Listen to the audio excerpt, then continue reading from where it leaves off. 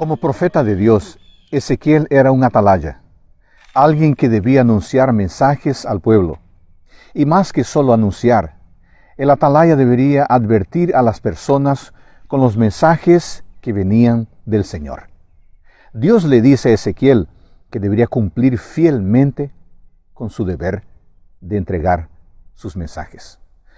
Una parte esencial del trabajo del atalaya profético era convocar a la gente al sincero arrepentimiento, dejando claro que Dios no quería la destrucción de las personas, sino su salvación.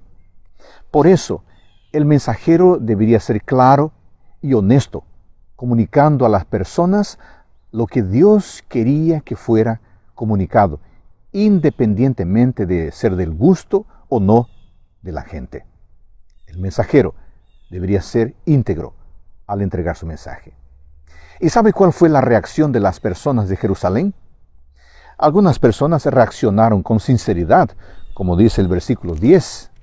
Al ver la realidad de los hechos, muchos se preguntaban, ¿hay esperanza para nosotros? Y sí, había esperanza. Dios estaba dispuesto a perdonar a los sinceros. El capítulo termina reafirmando la importancia de la voz profética, de la voz de los mensajeros del Señor. Dios nos habla hoy mediante su palabra, la Biblia. Hacemos bien cuando oímos y reaccionamos positivamente a sus advertencias y a sus orientaciones.